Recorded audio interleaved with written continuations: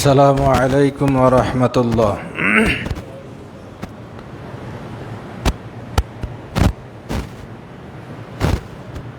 إن الحمد لله نحمده ونستعينه ونستغفره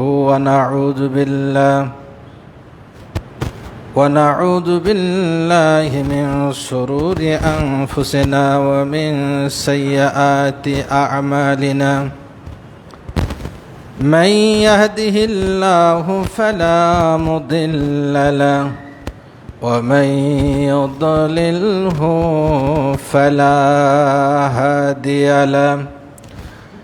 أشهد أن لا إله إلا الله وأشهد أن محمدا عبده ورسوله. أما بعد فأعوذ بالله من الشيطان الرجيم. بسم الله الرحمن الرحيم. قاف والقرآن المجيد بل عجبوا أن جاءهم منذر منهم فقال الكافرون هذا شيء عجيب. أإذا متنا وكنا ترابا ذلك رجع بعيد. بارك الله لنا ولكم في القرآن العظيم ونفعنا وإياكم بالآيات وذكر الحكيم. إنه تعالى جواد كريم مالك بر رؤوف رحيم.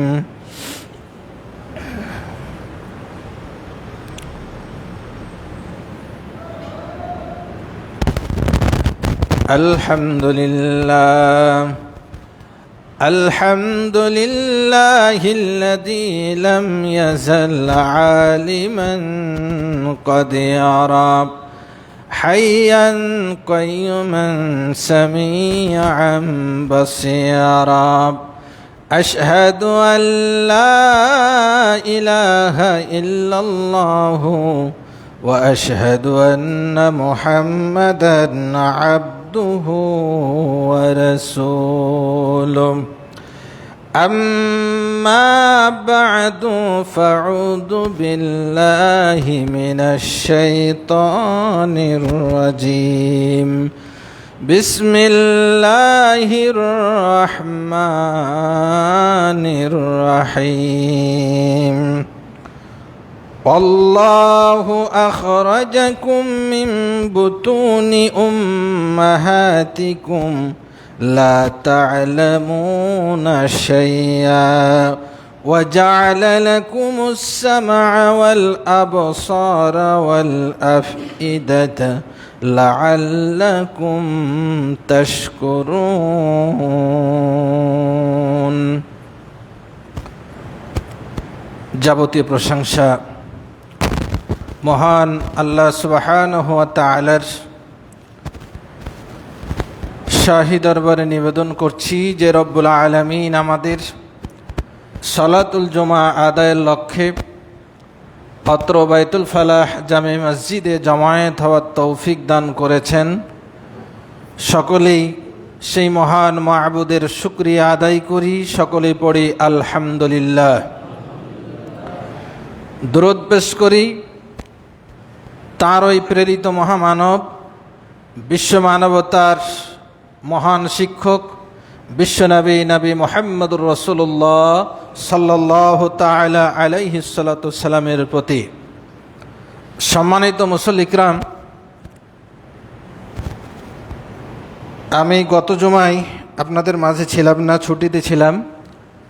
গত জুমায় খুতবা দিয়েছিলেন অত্র রানীহাটি ইউনিয়নের অন্যতম বিশিষ্ট আলেমে দ্বীন চুনাখালী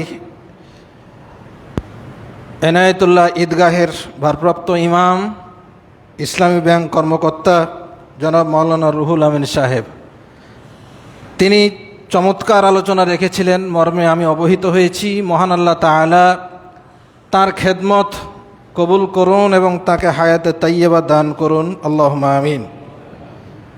তিনি বক্তৃতা করেছিলেন ক্ষমা লাভের উপায় সম্পর্কে। সম্ভবত এ বিষয়ে সংক্ষিপ্ত আমার বক্তব্য হলো, ক্ষমা প্রাপ্তির জন্য দুইটা জিনিস শর্ত। এক, ইখলাসের সাথে তওবা করা। আপনি আমি যতই ভুল করি না কেন, আন্তরিকতার সাথে এই পাপ আর কোনো দিন করব না মর্মে আল্লাহর কাছে অনতপ্ত হৃদয়ে যদি মাফ চাওয়া যায়, আল্লাহ তাআলা ক্ষমা করবেন। আর এই ক্ষমা লাভের অন্যতম একটি শর্ত হলো, আপনি যদি অমুসলমান হন, যদি আল্লাহর কাছে তওবা করেন, আল্লাহ সব ক্ষমা করে দেবেন। কিন্তু ক্ষমা লাভের অন্তরায় হলো বিদআহ। যদি আমি মুসলমান হওয়ার পরে জেনে বুঝে বিদআত করি, আল্লাহ রাসূল সাল্লাল্লাহু আলাইহি সাল্লাম করেননি, করতে বলেননি, অনুমোদন দেননি, এমন কোনো কাজকে শরিয়া মনে করে যদি পালন করি, তাহলে এটাকে বলা হয় বিদআত। আর রাসূল করিম সাল্লাল্লাহু আলাইহি সাল্লাম ইরশাদ করেছেন, ইন্নাল্লাহা হাজারা তাওবা আন সাহিবি বিদআ। একজন বিদআতির তওবা আল্লাহ কবুল করেন না, বাধা দিয়ে রাখেন ততক্ষণ পর্যন্ত, হাত্তা ইয়াদা বিদআতাহু, যতক্ষণ পর্যন্ত এই বিদআতকে বর্জন না করবে ততক্ষণ পর্যন্ত একজন বিদআতির ক্ষমা হবে না।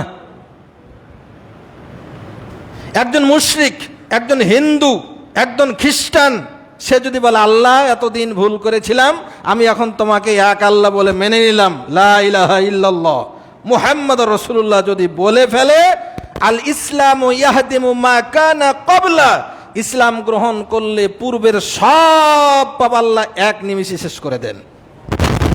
মুসলমান হয়ে গেলাম, মুসলমান হওয়ার পরে আমাদের ভুল হতে পারে, পাপ হতে পারে। এ পাপ থেকে প্রত্যাবর্তনের অন্যতম একটি শর্ত হলো বিদআতকে বর্জন করা। আল্লাহ সুবহানাহু ওয়া তাআলা আমাদেরকে বিদআত বর্জন করে তওবা করার তৌফিক দান করুন, সকলে পড়ে আমিন। সম্মানিত উপস্থিতি, আজকে আমার খুতবার আলোচ্য বিষয় হচ্ছে দ্বীনি ইলমের গুরুত্ব ও ফজিলত।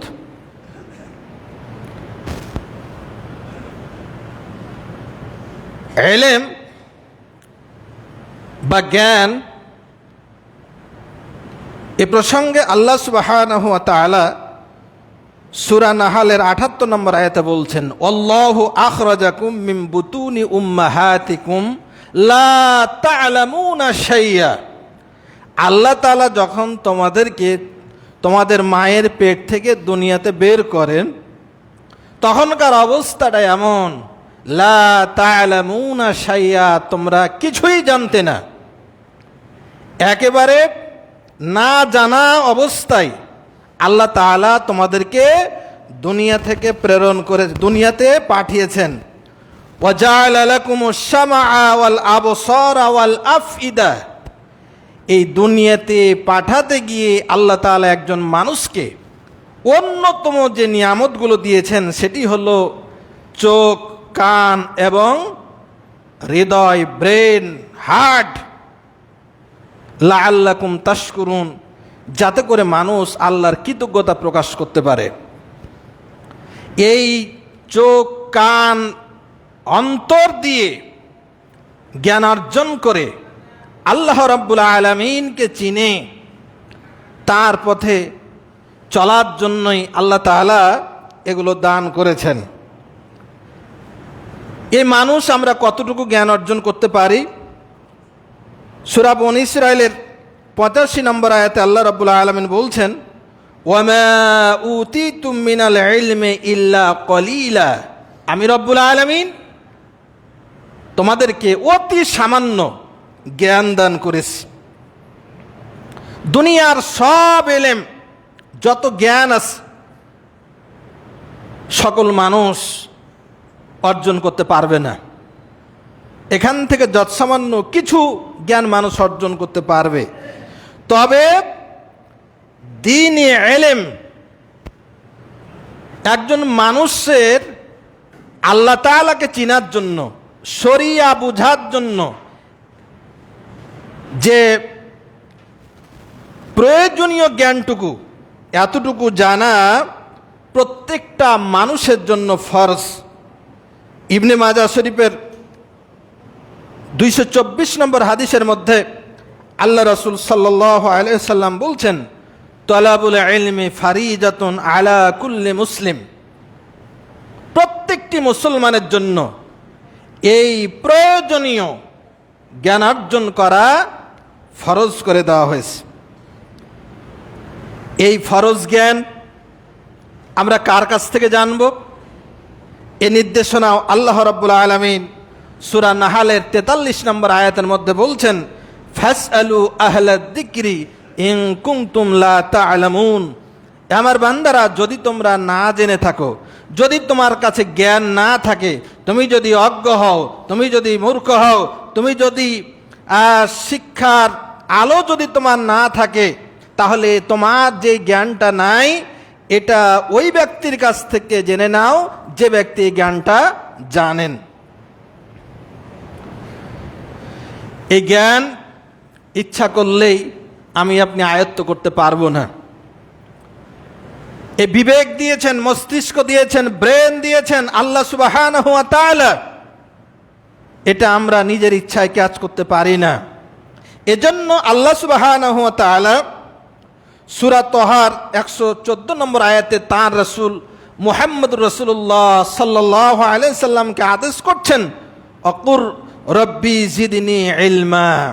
হে রাসূল, আপনি বলে দিন, আপনি আল্লাহর কাছ থেকে চান, আপনার উম্মতকে এই শিক্ষাটা দিন যে আল্লাহ তাআলাকে বলেন আপনারা, আমরা যেন বলি, রব্বি জিদনি ইলমা, হে আমার রব, আপনি আমার এলেমকে বৃদ্ধি করে দিন, বাড়িয়ে দিন। সবাই পড়ি, রব্বি জিদনি ইলমা। খুবই সহজ একটা বাক্য। আমরা এই দোয়াটা কখন পড়তে পারি?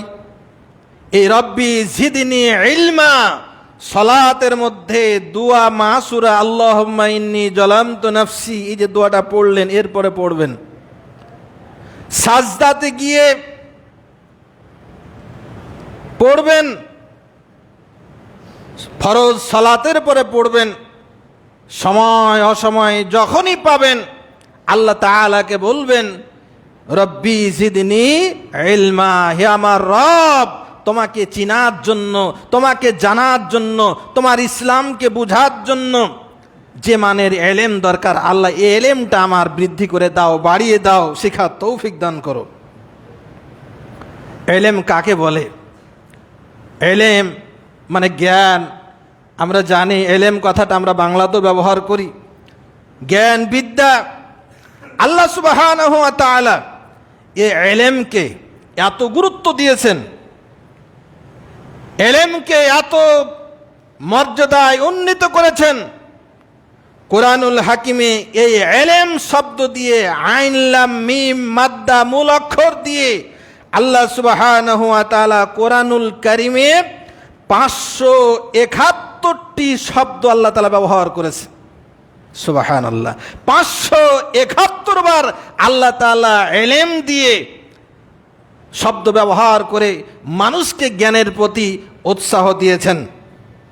অন্তরে কোনো কিছুকে হৃদয়ঙ্গম করার জন্য বুঝার নামই হচ্ছে এলেম। এই এলেমের গুরুত্ব যে আল্লাহ সুবহানাহু ওয়া তাআলা এত দিলেন, কি কারণে? এই গুরুত্বের অন্যতম কারণ হলো আমরা এই গুরুত্বটা বুঝতে পারি। আল্লাহ সুবহানাহু ওয়া তাআলা তিনি যা কিছু সৃষ্টি করেছেন, সকল সৃষ্টির আগেই আল্লাহ সুবহানাহু ওয়া তাআলা ইলম অর্জনের অন্যতম উপকরণ কলম সৃষ্টি করেছেন। আল্লাহ তাআলা এই জ্ঞানের উপর গুরুত্ব দিতে গিয়ে যা কিছু তিনি সৃষ্টি করেছেন, সকল সৃষ্টি করার আগে মানুষ, জিন, গাছপালা যা কিছু আছে, নদী নালা, পাহাড় পর্বত, চন্দ্র সূর্য, আসমান জমিন, যা কিছু আছে, জান্নাত জাহান্নাম, সব কিছু সৃষ্টি করার আগেই আল্লাহ তাআলা কলম সৃষ্টি করেছেন। উবাদাহ ইবনে সামিত রাদিয়াল্লাহু তাআলা আনহু হাদিস বর্ণনা করে বলেন, রাসূল সাল্লাল্লাহু আলাইহি সাল্লাম বলেছেন, তিরমিজি শরীফের 2155 নম্বরের হাদিসটি, আল্লাহ রাসূল বলেন, ইন্না আউওয়ালা মা খালাকাল্লাহুল কলম, আল্লাহ তাআলা সর্বপ্রথম সৃষ্টি করেছেন কলমকে। ফাকালা উকতুব, কলমকে সৃষ্টি করে আল্লাহ তাআলা বললেন, হে কলম তুমি লেখো। কলম বলল, মা আকতুবু, রব্বুল আলামিন আমি কি লিখব? আল্লাহ তাআলা বলেন, উকতুবিল কদরা মা কানা ওয়া মা হুয়া কায়িনুন ইলাল আবাদ, যা কিছু এ পর্যন্ত হয়ে গেল আর কিয়ামত পর্যন্ত, অনন্ত কাল পর্যন্ত যা কিছু ঘটবে এটা লিখে ফেলো। সম্মানিত উপস্থিতি, এর থেকে জানতে পারলাম আমরা জ্ঞানের মর্যাদাটা কত, গুরুত্বটা কত। এই ইলমের কারণে, জ্ঞানের মর্যাদার কারণে, জ্ঞানের গুরুত্ব দেওয়ার জন্যই আল্লাহ সুবহানাহু ওয়া তাআলা আদম আলাইহিস সালামের মর্যাদা বাড়িয়ে দিয়েছেন ফেরেশতা কর্তৃক সাজদা করার মাধ্যমে। আল্লাহ রাব্বুল আলামিন সূরা বাকারার 31, 32, 33, 34 এইভাবে বেশ কিছু আয়াতে ঘোষণা করে বলছেন, ওয়া আল্লামা আদামাল আসমা, আল্লাহ সুবহানাহু ওয়া তাআলা আদম আলাইহিস সালামকে সব কিছুর নাম শিখিয়ে দিলেন।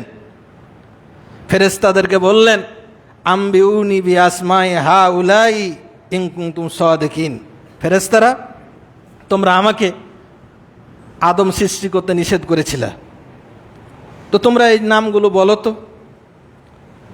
ফেরেশতারা বলল, আমাদের তো কোনো জ্ঞান নাই, ইল্লা মা আল্লামতানা, আপনি আমাদেরকে যতটুকু শিখিয়ে দিয়েছেন এর বাইরে তো কোনো জ্ঞান নেই, আপনি মহা পরাক্রমশালী। এরপর আদম আলাইহিস সালামকে বললেন, ইয়া আদম আম্বিউহুম, হে আদম তুমি এগুলোর নাম বলো।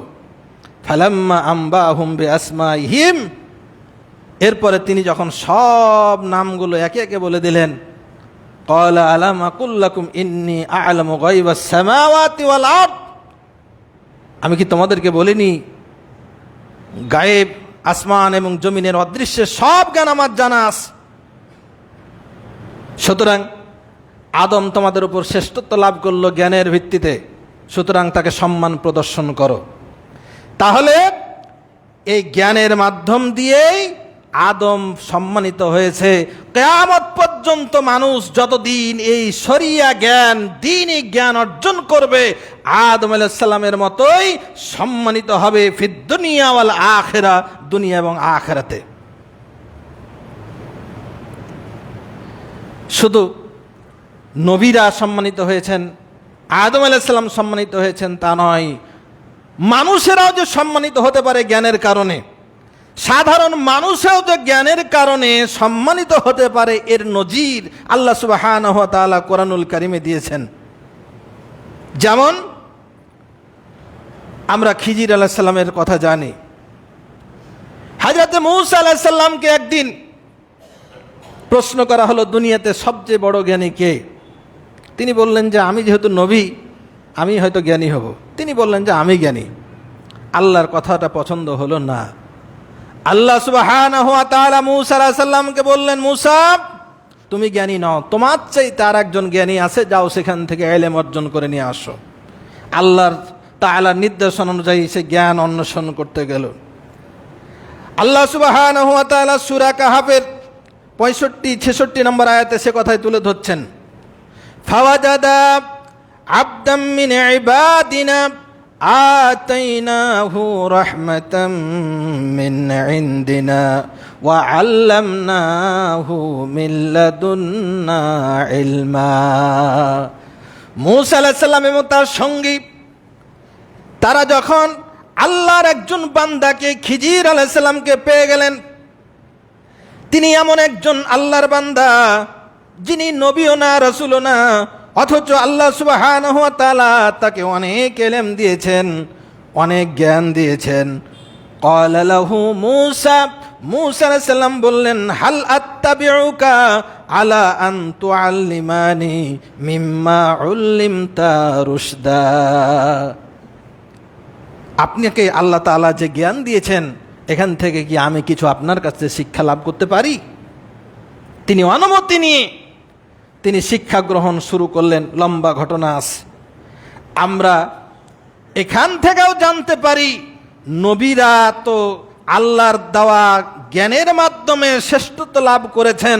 সাধারণ মানুষও যদি আল্লাহর দেওয়া জ্ঞান অর্জন করে, আল্লাহ সুবহানাহু ওয়া তাআলা তার মর্যাদা, তার সম্মান অনেক অনেক গুণ বাড়িয়ে দেন। তার প্রমাণ খিজির আলাইহিস সালাম। শুধু তাই নয়, আর একজন লোকমান হাকিম, আল্লাহ সুবহানাহু ওয়া তাআলা লোকমান হাকিমের মর্যাদা এতটা বাড়িয়ে দিলেন, কোরআনুল কারিমে একটা সূরা নাজিল করলেন লোকমান নামে। এই লোকমান সম্পর্কে সূরা লোকমানের 12 নম্বর আয়াত আল্লাহ তাআলা বলেন, ওয়ালাকাদ আতাইনা লোকমানাল হিকমা, আমি লোকমানকে হিকমত দান করেছি। আল্লাহর দেওয়া এই ইলম অর্জন করার কারণে, আল্লাহর দেওয়া ইলমের যথাযথ ব্যবহার করার কারণে, এই ইলম দিয়ে নিজের পরিবার, সমাজ, রাষ্ট্র পরিচালনা করার কারণে, বিশেষ করে পরিবার পরিচালনা করার জন্য নিজের সন্তানকে আল্লাহর দেওয়া ইলম অনুযায়ী মানুষ করার জন্য তিনি বিখ্যাত হয়ে আছেন। আল্লাহ তাআলা তার মর্যাদা নবী না হওয়ার পরও এইভাবে বুলন্দ করে দিলেন। আর একজন সম্মানীয় ব্যক্তির কথা আল্লাহ তাআলা কোরআনে তুলে ধরেছেন, তালুত। তালুতের কথা সূরা বাকারার 247 নম্বর আয়াতে ঘটনা তুলে ধরা হয়েছে। আল্লাহ রাব্বুল আলামিনের নবী বললেন, ক্বালা লাহুম নাবিয়ুহুম, তাদের নবী তাদেরকে বললেন, ইন্নাল্লাহা ক্বাদ বাআসা লাকুম তালুতা মালিকান, আল্লাহ তাআলা তালুতকে তোমাদের মালিক বানিয়ে দিয়েছেন, রাজা বানিয়ে দিয়েছেন। এটা দাউদ আলাইহিস সালামের সময়কার ঘটনা। তো যখন তালুতের ঘোষণা দিল নবী তার কওমকে যে তালুতকে আল্লাহ তাআলা তোমাদের কাছে বাদশা প্রেরণ করেছেন, তখন তারা কি বলল? ক্বালু আন্না ইয়াকুনু লাহুল মুলকু আলাইনা, এটা কিভাবে সম্ভব? তালুত কিভাবে আমাদের নেতা হয়? ওয়া নাহনু আহাক্কু বিল মুলকি মিনহু, আমরাই তো রাজত্বের হকদার, আমরা ধনশালী, আমরা জ্ঞানবান, আমরা বেশি এই রাজত্বের হকদার। ওয়ালাম ইউতা সাআতাম মিনাল মাল, তালুতকে তো সম্পদ দেওয়া হয়নি, সে তো গরিব মানুষ। ক্বালা, আল্লাহ রাব্বুল আলামিনের সেই নবী বলেন, ইন্নাল্লাহা আস্তাফাহু আলাইকুম ওয়া যাদাহু বাসতাতান ফিল ইলমি ওয়াল জিসমি। আমার কওমের লোকেরা, তালুতকে আল্লাহ ধন দেননি, কিন্তু তালুতকে আল্লাহ সুবহানাহু ওয়া তাআলা এমন একটা ইলম দিয়েছেন, এমন কিছু দিয়েছেন, যাদাহু বাসতাতান ফিল ইলমি, আল্লাহ অগণিত ইলম দান করেছেন তাকে, ওয়াল জিসমে, এবং শারীরিক শক্তি দান করেছেন। এই ইলম এবং শারীরিক শক্তির বদৌলতে আমি রব্বুল আলামিন তোমাদের নেতা বানায় দিলাম। তৎকালীন সময়ে কয়েকজন নবী প্রেজেন্ট, নবী বলছেন তার কওমকে, তোমাদের জন্য রাজা হিসাবে আল্লাহ পাঠিয়েছেন তালুতকে। লম্বা ঘটনা আছে, আমরা ইতিপূর্বে নবীদের কাহিনীতে বর্ণনা করেছি। তাহলে আমরা এই আয়াত থেকেও জানতে পারলাম, যদি আমরা শরিয়া জ্ঞান ইলম অর্জন করতে পারি, তাহলে যে সাধারণ মানুষও সম্মানিত হতে পারে, আল্লাহর দেওয়া জমিনে অনেক মর্যাদা অর্জন করতে পারে, আমরা তার প্রমাণ এখান থেকে লাভ করতে পারি। এই জ্ঞানের গুরুত্ব দিতে গিয়ে আল্লাহ সুবহানাহু ওয়া তাআলা সর্বপ্রথম যেটা ওহী নাজিল করেন সেটা হলো ইকরা। রাসূল আকরাম সাল্লাল্লাহু আলাইহি সাল্লাম যখন নবী হয়ে আসেন, গোটা সমাজটা জাহালাতে ভরপুর। আমরা জানি রাসূল সাল্লাল্লাহু আলাইহি সাল্লামের আগমনের 500 বছর আগের সময়টাকে বলা হয় আইয়ামে জাহিলিয়াত, মূর্খতার যুগ। মূর্খতার যুগ মানে সূর্য উঠতো না, না চন্দ্র উঠতো না, না আলো ছিল না, সবই ছিল। তারপরও কেন মূর্খতার যুগ বলা হয়? সে সময়ে শরিয়া শিক্ষা ছিল না। শিক্ষা ছিল, এত বেশি শিক্ষা ছিল, সে যুগের যারা কবি সাহিত্যিক কবিতা রচনা করত, সাহিত্য চর্চা করত, জাহিলি যুগের কবিদের মতো উন্নত মানের সাহিত্যিক আজ পর্যন্ত 1450 বছরও দুনিয়ার বুকে আসে নাই। তাদের সাহিত্যিক মান, তাদের কবিতার লেখার মাধুর্য, লেখার যে মাধুর্যতা, শব্দ শৈলী তাদের এত উন্নত ছিল, আজ পর্যন্ত তাদের মানের কোনো কবি সাহিত্যিকের জন্মই হয়নি। যার কারণে এখন পর্যন্ত বাংলাদেশ সহ তামাম বিশ্বের মাদ্রাসাগুলোতে ওই জাহেলি যুগের কবিতা সাহিত্য পড়ানো হয়। তাহলে কেন অন্ধকার যুগ বলা হচ্ছে? সে যুগে শিক্ষা ছিল কিন্তু সুশিক্ষা ছিল না। মানুষে মানুষে মারামারি, চুরি, ডাকাতি, রাহাজানি, হত্যা, ধর্ষণ, খুন, লুটতারাজ, এমন কোনো অন্যায় নাই যেটা ছিল না। এ অন্যায় থেকে পরিত্রাণের জন্য তথাকথিত সমাজপতিরা মানুষকে আলোর দিশা দেখাতে পারেনি। কবি সাহিত্যিকরা মানুষকে আলোর দিশা দেখাতে পারেনি। এই অবস্থা দেখে বিশ্বনবী মুহাম্মদ সাল্লাল্লাহু আলাইহি সাল্লাম নবী হওয়ার অল্প কিছুদিন আগে, 40 দিন আগে তিনি কি করলেন? গারে হিরায় ধ্যানমগ্ন থাকতেন। কি করে এই সমাজটাকে ভালো করা যায়, এই একটাই চিন্তা, এই পথহারা মানুষগুলোকে কিভাবে আলোর পথে আনা যায়। তিনি ধ্যানমগ্ন থাকতেন গারে হিরায়। অবশেষে আল্লাহ সুবহানাহু ওয়া তাআলা তাঁর রাসূলের চিন্তার খোরাক হিসাবে সমাজ সংস্কারের জন্য এই অসভ্য বর্বর মানুষের রক্ত খেকো মানুষগুলোকে ভালো করার জন্য প্রথম যে আদেশটা নাজিল করলেন, ওহীটা নাজিল করলেন, সেটি হলো ইকরা। হে রাসূল, আপনি পড়ুন, বে ইসমে রব্বিকাল্লাযী খলাক, যে রব আপনাকে সৃষ্টি করেছেন তার নামে পড়ুন। অর্থাৎ আল্লাহর নামে শরিয়া এলেম আপনি পড়ুন এবং এর মাধ্যম দিয়ে আপনি সমাজ সংস্কার করুন। ওহী নাজিল হয়ে গেল। প্রথম আমরা তো মনে করি শরিয়া এলেম মানেই সালাত, সিয়াম, হজ, যাকাত, এগুলোই আমরা ইবাদত মনে করি। কিন্তু আল্লাহ সুবহানাহু ওয়া তাআলা সর্বপ্রথম যেই জিনিসটি নাজিল করলেন, যে অর্ডারটি করলেন, সেটি হলো জ্ঞান অর্জন করো, দ্বীনি জ্ঞান অর্জন করো। এই আদেশ জারি করলেন আল্লাহ রাসূল মুহাম্মদ সাল্লাল্লাহু আলাইহি ওয়াসাল্লাম। সেই জ্ঞানের আলোকে, ওহীর জ্ঞানের আলোকেই 23 বৎসরে আল্লাহ তাআলা তাকে যে ওহী নাজিল করলেন, এই ওহীর জ্ঞানের আলোকেই বিশ্বনবী মুহাম্মদ সাল্লাল্লাহু আলাইহি ওয়াসাল্লাম নিজের পরিবারকে হেদায়েতের আলো দেখালেন, নিজের বংশ বুনিয়াদকে হেদায়েতের আলো দেখালেন, নিজের মহল্লাবাসীকে হেদায়েতের দেখালেন। গোটা মানব জাতির জন্য, গোটা বিশ্ববাসীর জন্য তিনি হেদায়েতের মডেল আমাদের জন্য রেখে গেলেন এই কোরআন দিয়ে। সুতরাং জাহিলি যুগের যা কিছু ঘটতো বর্তমান সময়ে তার সব কয়টি উপকরণ আবার ফিরে এসেছে। ক্ষেত্র বিশেষে জাহিলি যুগকেও হার মানাবে এমন পাপ, এমন কর্মকাণ্ড আমাদের সমাজে আমাদের দ্বারা সংগঠিত হচ্ছে। আর এই সংগঠন, এই পথহারা মানুষগুলোকে আলোর দিশা দেখার জন্য কেউ বা তার দলের ইস্তেহার দেয়, নিজ নিজ কর্মসূচি দিয়ে মানুষকে ভালো পথে আনবে বলে, মানুষকে শান্তি দেবে বলে প্রতিশ্রুতি দেয়। কত ধরনের ঐক্যমত্য, কত ধরনের সমাবেশ, কত ধরনের চিন্তা চেতনা নিয়ে মানুষ আগাচ্ছে।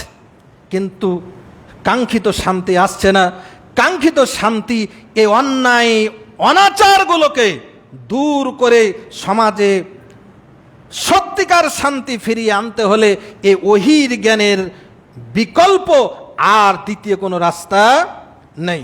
সুতরাং আমাদেরকে এই নব্য জাহালাতকে দূর করতে হলে ওহীর জ্ঞান তথা কোরআনুল কারীমের জ্ঞান অর্জন করে সে অনুযায়ী নিজের ব্যক্তি জীবন, পারিবারিক জীবন, সামাজিক জীবনকে সুন্দর করতে হবে।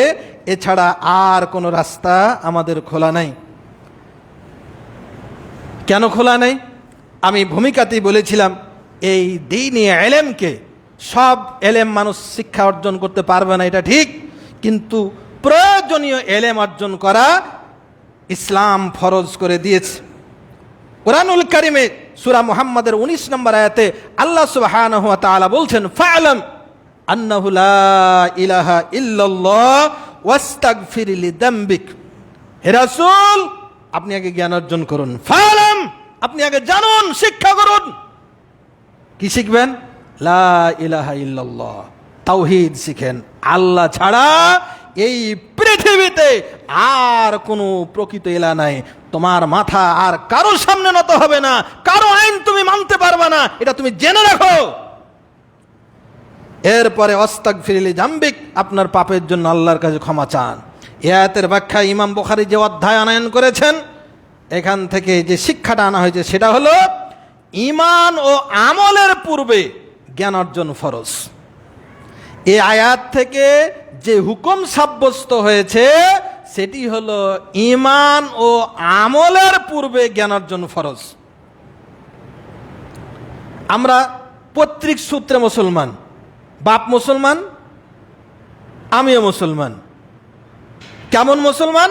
কুরবানির গোশত খাই, সপ্তাহে একদিন নামাজ পড়ি, কি পড়ি তাও জানি না। এই যে তথাকথিত মুসলমান, আমরা জেনে মুসলমান নই, অথচ আল্লাহ রাব্বুল আলামিন বলছেন মুসলমান হওয়ার আগে তুমি জেনে নাও। ফা'লাম আন্নাহু লা ইলাহা ইল্লাল্লাহ ওয়াস্তাগফির লিযামবিক। এই যে আমল করা, আল্লাহর কাছে ক্ষমা চাওয়ার আগে কিভাবে ক্ষমা চাইবে জানো।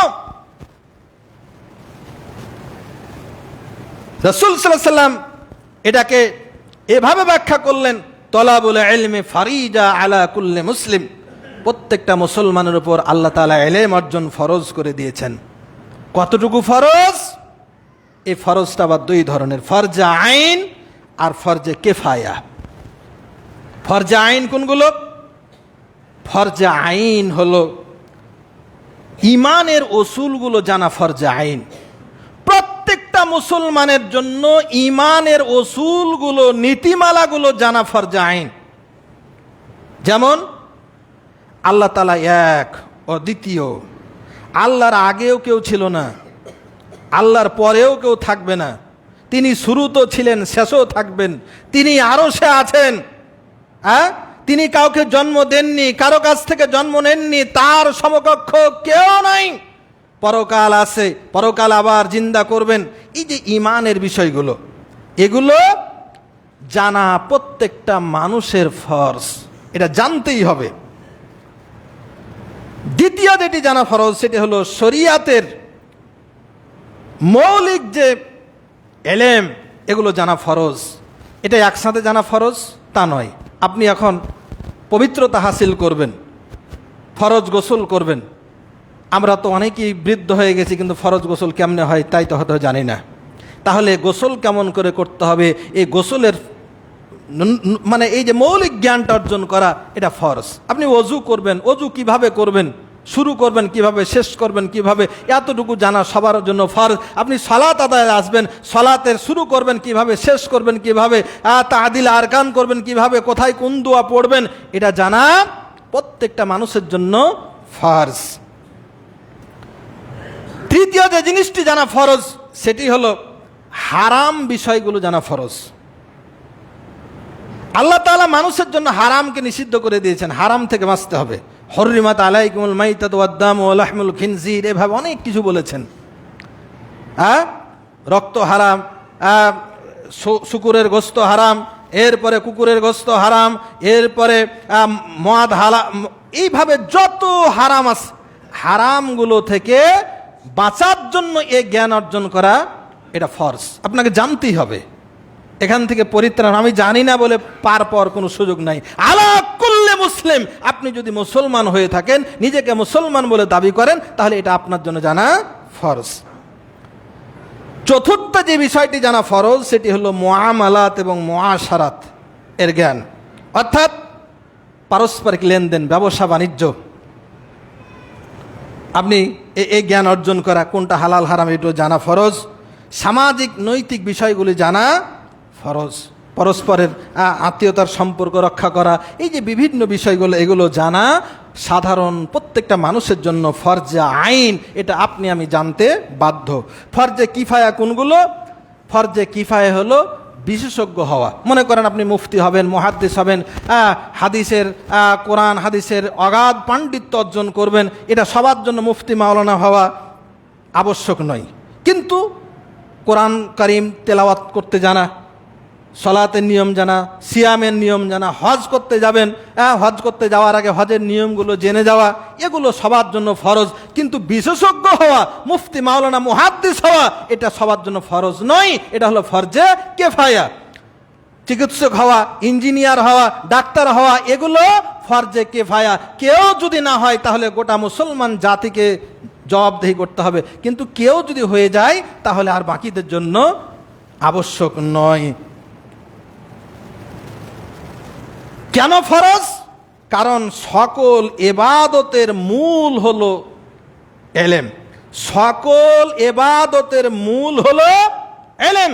আপনি জিহাদ করতে যাবেন, সামরিক শিক্ষার দরকার, সামরিক ইলমের দরকার। আপনি সলাতে আসবেন, সলাতের নিয়ম জানা দরকার। হজে যাবেন, হজের নিয়ম জানা দরকার।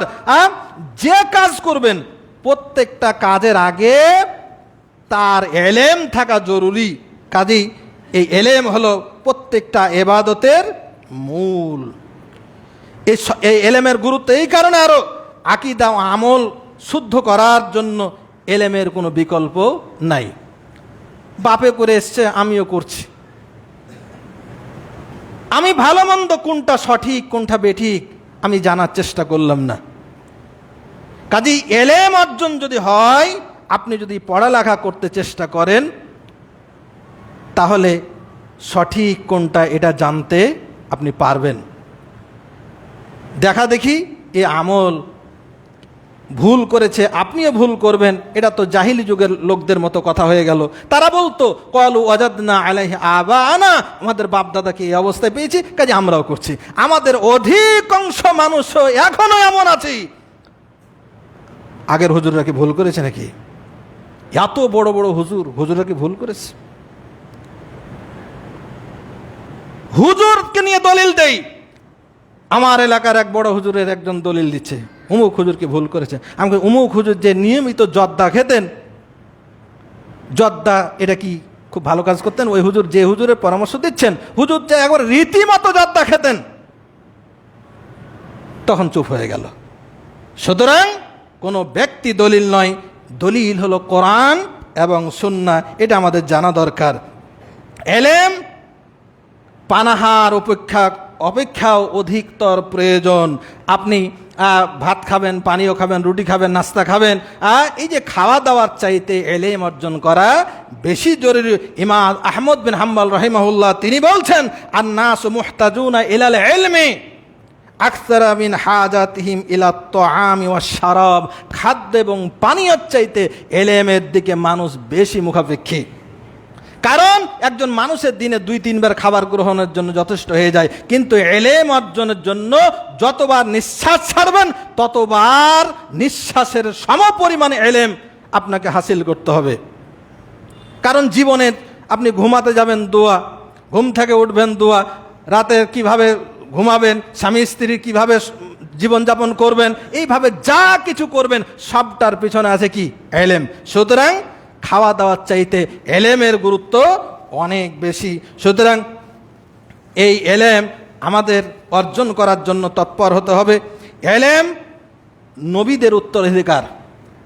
শরিয়া ইলম এর মর্যাদা এমন, আল্লাহ রাসূল মুহাম্মদ সাল্লাল্লাহু আলাইহি ওয়াসাল্লাম বলছেন, ইন্নাল উলামা ওয়ারাসাতুল আম্বিয়া, আলেমরা হচ্ছে যারা সত্যিকার শরিয়া জ্ঞানে জ্ঞানী, তারা হচ্ছে নবীদের ওয়ারিস। কারণ নবীরা দুনিয়াতে দিন আর দিরহাম রেখে যান নাই, ইন্নামা রাসূল ইলমা, তারা জ্ঞানের এলেম তারা রেখে গেছেন। ফামান আখাযা বিহি হাজ্জিন ওয়াফির, নবীদের এই উত্তরাধিকার যারা প্রাপ্ত হলো তারা মহান নিয়ামত প্রাপ্ত হলো।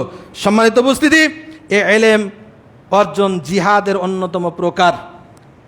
জিহাদের অন্যতম একটা প্রকার হলো যারা আমরা দিন কায়েমের জন্য জিহাদের জন্য আগ্রহী, জিহাদ করতে হলেও কি লাগবে? এলেম লাগবে। আল্লাহ তাআলা সূরা ফুরকানের 52 নম্বর আয়াতে বলছেন, ফালা তুতিল কাফিরিন, কাফেরদের কখনো আনুগত্য করবে না। ওয়া জাহিদুম বিহি জিহাদান কাবীরা, আর এর দ্বারা মানে বিহি মানে আই বিল ইলমে, এলেম দ্বারা তুমি কি করো? বড় জিহাদ করো। লেখনের মাধ্যমে, কলমের মাধ্যমেও জিহাদ হয়ে যায় ক্ষেত্র বিশেষে। এই যে এখন তথ্য প্রযুক্তি, আমরা বাংলাদেশিরা একটা সূঁচো আবিষ্কার করতে পারলাম না। আমরা মনে করেন এখন বম নিয়ে কি যুদ্ধ করতে যাবেন? এই হাত বোমা ককটেল নিয়ে। ওই আধুনিক অস্ত্র শস্ত্র সজ্জিত জাতি পাইলটবিহীন যুদ্ধ বিমান ছেড়ে দিচ্ছে। তাহলে ওই জ্ঞানটা আগে আমাদের অর্জন করতে হবে। কাজেই এলেম হলো জিহাদের অন্যতম একটা প্রকার। এই জ্ঞান আল্লাহ যার কল্যাণ চাই তাকেই দেন। আল্লাহ তাআলা নবী মুহাম্মদ সাল্লাল্লাহু আলাইহি ওয়াসাল্লাম সহিহ বুখারীর ৭১ নম্বর হাদিসের মধ্যে বলছেন, মান ইউরিদুল্লাহু বিহিল খায়রান ইউফাক্কিহু ফিদ্দিন, আল্লাহ যার কল্যাণ চান আল্লাহ তাকে কি করেন? দ্বীনের জ্ঞান দান করেন।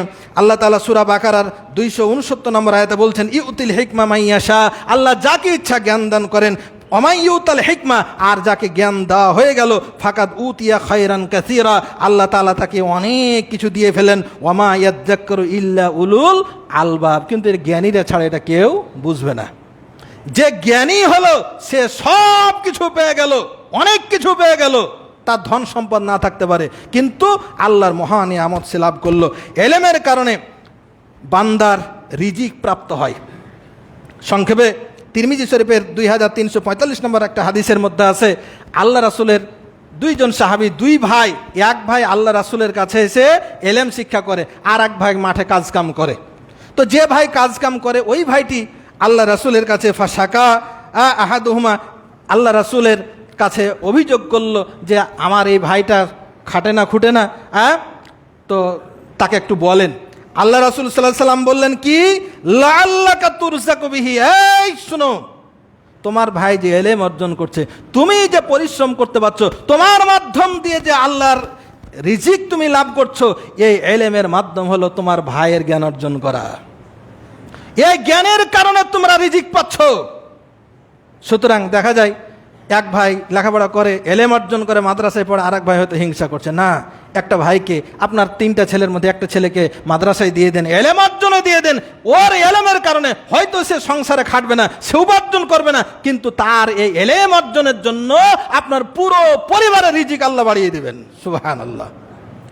জামে তিরমিজির 2345 নম্বরের হাদিস দেখবেন বিস্তারিত। এলেম অর্জনে বের হবেন, জান্নাতের পথ আল্লাহ সহজ করে দিবেন। সহিহ মুসলিম 2699 হাদিসে বলতে বলেন, মান সালাকা তরিকান ইয়ালতামিসু ফীহি ইলমান সাহালাল্লাহু বিহি তরিকান ইলাল জান্নাহ, কেউ যদি এলেম অর্জনের জন্য বের হয় আল্লাহ তার জন্য জান্নাতের পথকে সহজ করে দেন। মৃত্যুর পরে এলেমের সওয়াব লাভ করা যায়। আমরা মরার পরে তাল ফিল্ম ডেকে কোরআন পড়াই, কবর জিয়ারত করে নেই, কত আমাদের চিন্তা ফিকির, অনেক বেদাতি কাজে আমরা অংশগ্রহণ করি। আল্লাহ রাসূল বলছেন, মানুষ যখন মারা যায় সব আমল বন্ধ হয়ে যায়, 3টা চালু থাকে। এক, দান সদকা, যদি মৃত্যু ব্যক্তি জীবদ্দশায় দান করে অথবা তার পক্ষে তার মরার পরে কেউ দান করে, এটা সব সে পাবে। 2, ইলমে নাফে, উপকারী জ্ঞান, যদি সে ব্যক্তি এলেম অর্জন করে, ওই এলেম যদি মানুষকে বিতরণ করে, সে যতদিন এলেমের ধারা চলতে থাকবে পরিশ্রম ছাড়াই অটোমেটিক সব সময় কন্টিনিউ তার কবরে এই সওয়াব যেতে থাকবে। সুতরাং পরকালীন জীবনে সওয়াব পেতে হলে এই এলেমকে শিখতে হবে, শেখাতে হবে। সম্মানিত উপস্থিতি, এক্ষেত্রে একটি সতর্কতা, সেটি হলো আল্লাহ রাসূল মুহাম্মদ সাল্লাল্লাহু আলাইহি ওয়াসাল্লামের একটি হাদিস বলি শেষ করব। ইবনে মাজাহ 259 নম্বর হাদিস, আল্লাহ রাসূল সাল্লাল্লাহু আলাইহি ওয়াসাল্লাম বলছেন, লা তাআল্লামুল ইলমা লিতুবাহু বিহিল উলামা, তোমরা এলেম অর্জন করিও না আলেমদের সাথে বাহাদুরি করার জন্য, টক্কর এলেমের বাহাদুরি অহংকার করার জন্য, বাহাস করার জন্য শুধু এলেম অর্জন করিও না। আউলি তুমারু বিহি সুফাহা, মূর্খদেরকে মানে কি করবা, মানে ঝগড়া করবা তাদেরকে এলেমের, আমি জানি সব, তোরা মূর্খ, কিছুই জানিস না, আমি যা বলবো সব শুনতে হবে, এ ধরনের মূর্খদের সঙ্গে ঝগড়া করার জন্য এলেম অর্জন করবে না। আউলে তুসরিফু উজুহান নাস ইলাইকুম, মানুষের দৃষ্টি আকর্ষণ করার জন্য এলেম অর্জন করা যাবে, যেন মানুষ আমাকে জ্ঞানী বলবে, মানুষ আমাকে পণ্ডিত বলবে, এই কারণে এলেম অর্জন করা যাবে না। ফামান ফাআলা যালিকা ফাহুয়া ফিন্নার, কেউ যদি এমনটি করে আল্লাহ রাসূল মুহাম্মদ সাল্লাল্লাহু আলাইহি ওয়াসাল্লাম বলছেন সে আল্লাহর জাহান্নামে যাবে। সুতরাং এলেম অর্জন দুনিয়াবি হাসিলের জন্য নয়, বাহাদুরি করার জন্য নয়, নিজেকে বড় প্রমাণ করার জন্য নয়, এলেম অর্জন করতে হবে শরিয়া বুঝার জন্য, ইবাদত বান্দেগীর জন্য এলেম অর্জন করতে হবে, মরার পরে অটোমেটিক সওয়াব লাভ করার জন্য। আজকে আমাদের কত ধরনের প্রতিযোগিতা, কত ধরনের প্রতিযোগিতা, অমুকের বেটা অমুক এত উপার্জন করলো আমিও করব। আমাদের স্বপ্ন বাড়তি আছে। মনে করেন একতলা বাড়ি করলেন, বাড়ি করার পরে ছাদের উপরে এই বিমের উপরে এতখানি রড বাহির করে রেখে দিলেন। এই যে রডটা ছেড়ে রাখলেন ছাদের উপরে, কিসের জন্য? স্বপ্ন যে দোতলা করব, আর একটু টাকা পয়সা হলে দোতলা, এই যে রড ছাড়লেন, এটা কি একটা স্বপ্ন, আকাঙ্ক্ষা? এই আকাঙ্ক্ষাটি এলেমের অর্জন হয়েছে। আজকে আমি আত্মাহিত মুখস্থ করেছি, কালকে আমাকে দোয়া দুরূদ শরীফ মুখস্থ করতে হবে, দোয়া মাসুরা মুখস্থ করতে হবে, এলেমের এই শিক্ষাগুলো অর্জন করতে হবে। রাসূল মুহাম্মদ সাল্লাল্লাহু আলাইহি ওয়াসাল্লাম বলছেন লা হাসাদা ইল্লা ফিসনাইন, দুইটি কাজ ছাড়া কোনো কাজে হিংসা করা জায়েজ নাই, তার মধ্যে একটা হলো এলেম অর্জন। আল্লাহ সুবহানাহু ওয়া তাআলার কাছে ফরিয়াদ করি, রব্বুল আলামিন তুমি আমাদেরকে সত্যিকার এলেম দান করো। আল্লাহুম্মা আল্লাহ, পবিত্র জুমার খুতবায় তোমার কাছে ফরিয়াদ জানাচ্ছি, আল্লাহ আমাদের সকলকেই তোমার শরিয়াতের যতটুকু এলেম অর্জন করা ফরজ ততটুকু আমাদের সকলকেই দান করো। আল্লাহ দেরি নাই, আজ থেকে এক্ষুনি আমরা যেন সেই পথে সামিল হয়ে যাই। আল্লাহ তুমি আমাদের সকলকে সেই তৌফিক দান করো। আল্লাহ শরিয়া জ্ঞানের ভিত্তিতে আমাদের পরিবার, সমাজ, রাষ্ট্র পরিচালনা করার তৌফিক দান করো। আল্লাহ জাহিলিয়াতের সকল উপকরণ আমাদের বাংলাদেশে বিদ্যমান আছে, চুরি, ডাকাতি, হত্যা, খুন, ধর্ষণ, মাদক, ইফটিজিং, যাবতীয় এই জাহালাতকে আল্লাহ তুমি সঠিক এলেম অর্জন করে তা বাস্তবায়নের মাধ্যমে এই নব্য জাহালাতকে কবর রচনা করার আমাদের তৌফিক দান করো।